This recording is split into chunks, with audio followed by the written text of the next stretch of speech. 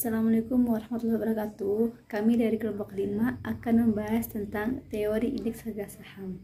Mata kuliah Analisis Portofolio Investasi Syariah, jurusan Akuntansi Syariah semester 4, kelas A.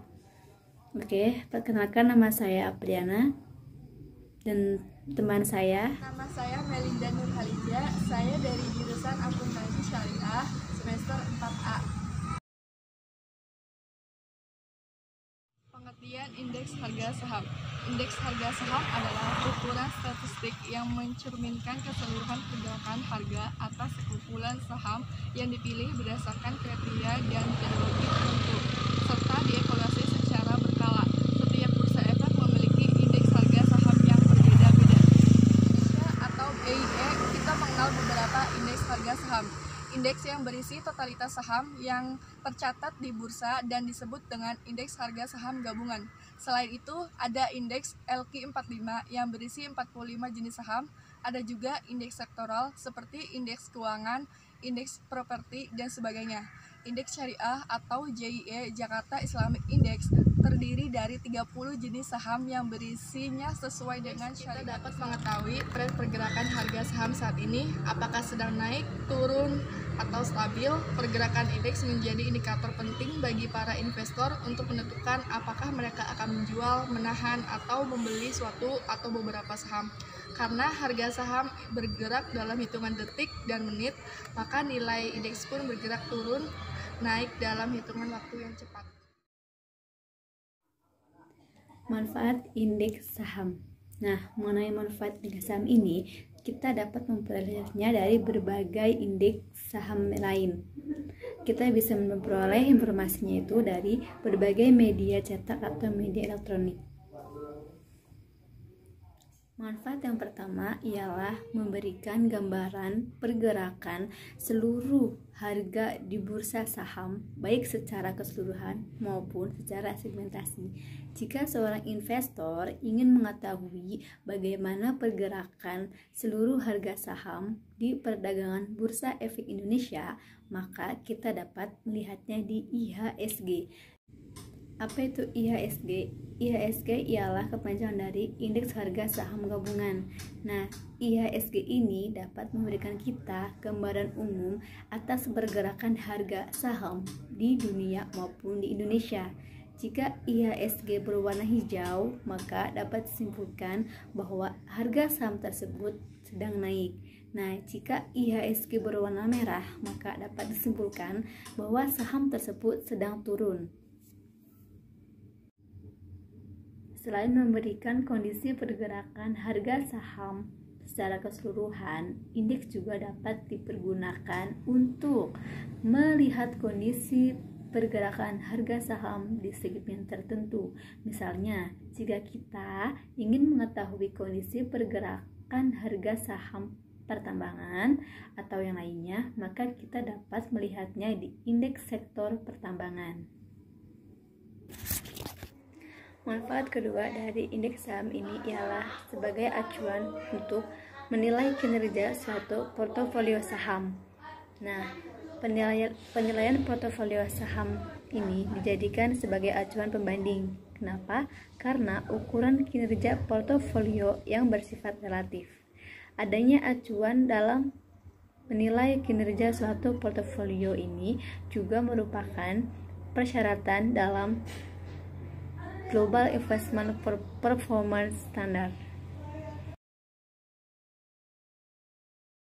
Indeks Bursa Efek Indonesia. Yang pertama, indeks headline. Indeks yang dijadikan acuan utama untuk menggambarkan kinerja pasar modal. Subklasifikasinya itu ada 4. Yang pertama, komposit. Subklasifikasi yang berisikan indeks harga saham gabungan yang dapat digunakan untuk mengukur kinerja saham pasar modal Indonesia. Yang kedua, papan. Subklasifikasi indeks yang mengelompokkan indeks berdasarkan papan. Bursa menyediakan 2 indeks papan, yaitu utama dan pengembangan, dari 3 papan pencatatan yang ada di bursa. Yang ketiga, liquidity. Subklasifikasi indeks yang mengelompokkan indeks berdasarkan likuiditas, transaksi yang tinggi, dan kapasitas pasar besar, serta didukung oleh fundamental perusahaan yang baik. Dan yang terakhir, yang keempat, liquidity. Liquidity subklasifikasi indeks liquidity yang bekerjasama dengan pihak lain.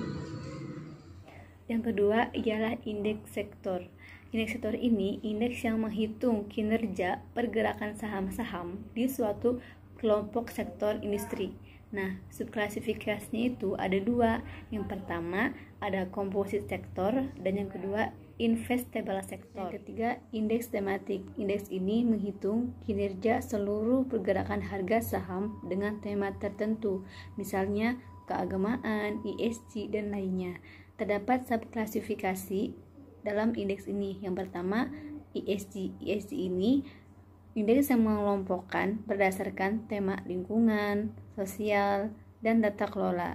Yang kedua, syariah. Syariah ini indeks yang menggabungkan seluruh berdasarkan syariah dan lain-lainnya.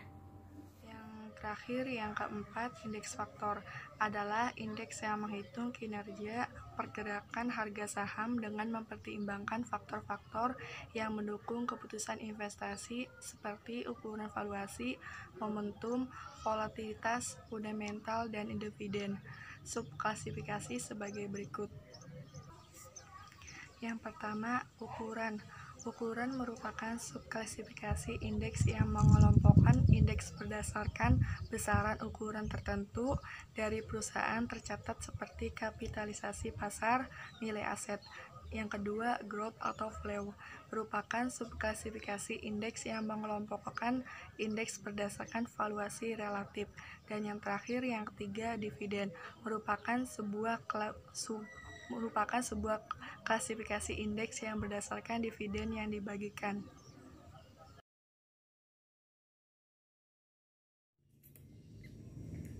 Pengertian obligasi. Menurut istilah, obligasi itu tidak mengetahui peruntukan uang yang digunakan.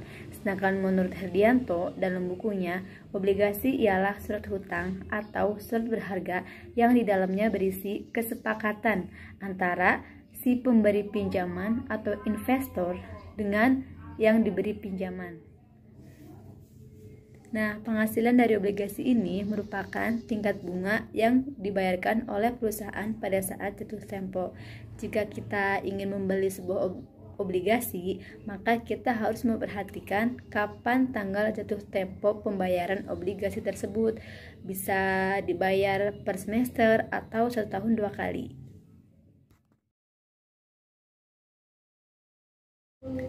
Jenis obligasi. Jika dilihat dari sisi penerbitnya, jenis obligasi ini dibagi menjadi 3. Yang pertama, corporate bonds. Corporate bonds ini obligasi yang diterbitkan oleh perusahaan, baik itu BUMN maupun BUMS. Yang kedua ialah governance bonds. Governance bonds ini obligasi yang diterbitkan oleh pemerintah. Nah, yang terakhir municipal bonds. Municipal bonds ini obligasi yang diterbitkan oleh pemerintah daerah. Nah, jika yang kedua dilihat dari sistem pembayaran bunga, dibagi menjadi 4. Yang pertama, zero coupon bond. Zero coupon bond ialah obligasi yang tidak melakukan pembayaran dengan sistem periodik. Nah, yang kedua, Kupon bond ini obligasi yang dapat diuangkan secara periodik sesuai dengan penerbitannya.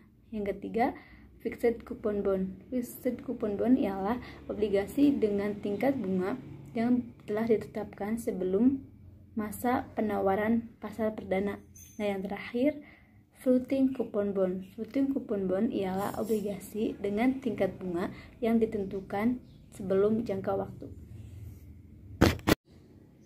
Jika dilihat dari hak penukarannya dibagi menjadi 4. Yang pertama, convertible bond. Convertible bond ialah pemegang obligasi berhak mengkonversikan obligasinya. Nah, yang kedua, actionable bonds. Actionable bonds ini pemegang obligasi berhak untuk menukarkan sahamnya kepada perusahaan milik penerbitnya. Nah, yang ketiga, callable bonds. Callable bonds ini obligasi yang memberikan hak kepada emiten untuk membeli obligasi dengan harga tertentu. Nah, yang terakhir, portable bonds. Portable bonds ini obligasi yang memberikan hak kepada investor yang mengharuskan perusahaannya itu untuk membeli kembali obligasi tersebut. Dilihat dari segi jaminan ada 3, yaitu A. Guarantee bonds, obligasi yang dijamin dengan kekayaan dari penerbitnya. B. Mortgage bonds, obligasi yang pelunasan bunga dan pokoknya dijamin dengan agunan hipotek. Yang C. Unsecured bonds, obligasi yang tidak dijamin dengan kekayaan tertentu. Yang kelima, dilihat dari segi nilai nominal. Yang A. Conventional bonds, obligasi yang lazim diperjualbelikan dalam satu nominal. Yang B. Retail bonds, obligasi yang diperjualbelikan dalam satuan nilai nominal yang kecil. Obligasi terdapat keuntungan dan risiko obligasi. Setelah kita mengenal apa itu obligasi, kita kemudian perlu mengetahui apa saja keuntungan dan risiko berinvestasi pada obligasi. Keuntungan obligasi antara lain, yang pertama memberikan pendapatan tetap, yang kedua keuntungan atas penjualan obligasi. Obligasi terdapat risiko. Yang pertama, interest rate risk. Harga dari sebuah obligasi akan berubah pada arah yang berlawanan dari perubahan tingkat bunga. Yang kedua, reimbursement risk, akibat adanya perubahan pada tingkat bunga pasar. Yang ketiga, call risk. Sebagian perusahaan menetapkan untuk menarik atau membeli obligasi yang diterbitkannya pada harga dan waktu tertentu. Hal ini menyebabkan investor akan mengalami call risk, di mana pada tanggal tertentu perusahaan penerbit obligasi akan menarik kembali obligasinya.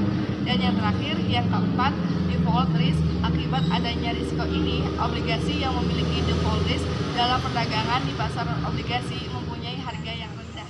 Kurang lebihnya mohon maaf. Jika ada salah-salah kata, mohon dimaklumi. Semoga bermanfaat. Wassalamualaikum warahmatullahi wabarakatuh.